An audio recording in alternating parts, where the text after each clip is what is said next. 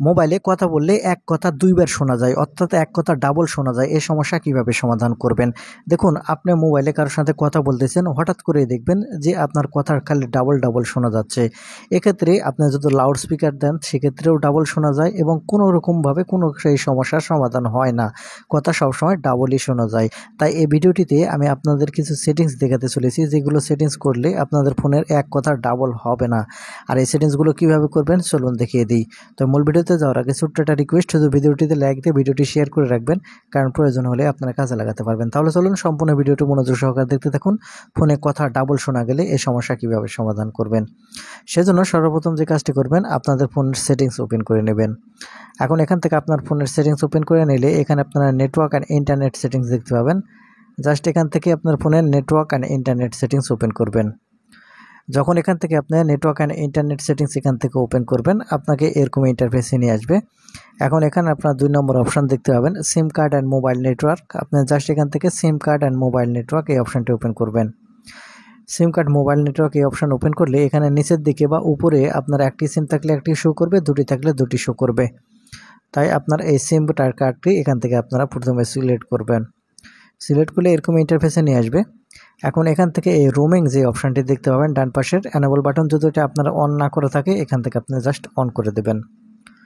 তারপরে এখানে আপনারা তারা উপরে যে অপশানটি দেখতে পাবেন নেটওয়ার্ক প্রিফারেন্স, আপনারা এখান থেকে প্রিফারেন্স নেটওয়ার্ক টাইপ এটা ওপেন করবেন। ওপেন করার পর আপনার ফোনে যদি 5G বা 4G যেটাই থাক আপনারা এখান থেকে সিলেক্ট করবেন। আপনার 5G থাকলে 5G সিলেক্ট করবেন, আর 4G থাকলে 4G অবশ্যই এখান থেকে আপনারা সিলেক্ট করবেন। এখান থেকে 4G বা 5G এখান থেকে সিলেক্ট করা হয়ে গেলে এখান থেকে আপনারা ব্যাক বাটনে ক্লিক করবেন। তারপরে এখানে আপনারা দেখতে পাবেন অটোমেটিক সিলেক্ট নেটওয়ার্ক। দেখুন, এটা কিন্তু গুরুত্বপূর্ণ। সেই ক্ষেত্রে অবশ্যই দেখবেন যে এখান থেকে এনেবল বাটন যদি আপনারা অফ থাকে আপনারা অন করবেন। এটা অন হয়ে গেলে আপনারা সবার নিচে একটা অপশান দেখতে পাবেন অ্যাক্সেস পয়েন্ট। আপনি এখন এখান থেকে অ্যাক্সেস পয়েন্ট নেম এই অপশানটি ওপেন করবেন। যখন এখান থেকে অ্যাক্সেস পয়েন্ট নেম এই অপশান ওপেন করবেন, যেই ইন্টারনেট আপনার সিলেক্ট থাকবে সেই ইন্টারনেট আপনারা এখান থেকে ওপেন করবেন। ওপেন করার পর এখান থেকে স্ক্রল করে নিচের দিকে চলে আসবেন। স্ক্রল করে নিচের দিকে চলে আসলে এখানে আপনারা দেখতে পাবেন APN প্রোটোকল নামের একটি অপশান। আপনারা জাস্ট এর নিচে যে দেখতে পাবেন APN, আপনারা এখান থেকে APN প্রোটোকল এই অপশানটি ওপেন করার পর এখান থেকে আপনার নিচের এটা যদি সিলেক্ট করা থাকে উপরের যেটা আছে এটা আপনারা সিলেক্ট করে দিবেন। তারপরে একটু উপর দিকে যাবেন, যাওয়ার পর এখান থেকে সার্ভার অপশানটি খুঁজে বের করবেন। তারপর এখান থেকে সার্ভার অপশানটি খুঁজে বের করার পর সার্ভার ওপেন করবেন। করার পর এখান থেকে আপনারা 5G যদি না করে থাকে তাহলে এখান থেকে সার্ভারের এখান থেকে 5G করে দেবেন। 5G করার পর এখান থেকে আপনারা ওকে বাটনে ক্লিক করবেন।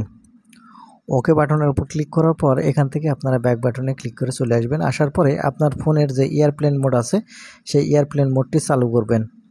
আপনার ফোনের এয়ারপ্লেন মোড চালু করার পর এয়ারপ্লেন মোডটি আবারও অফ করে দিবেন। দেখবেন যে আপনার কথা যে ডাবল হওয়া যে সমস্যা আছে সেই ডাবল হওয়ার সমস্যা কিন্তু সমাধান হয়ে যাবে। তো বন্ধুরা, এই ছিল আজকের ভিডিওটি থেকে যদি কিছু শিখে থাকেন তাহলে আমাদের চ্যানেলটিকে সাবস্ক্রাইব করে সাথেই থাকবেন। ধন্যবাদ।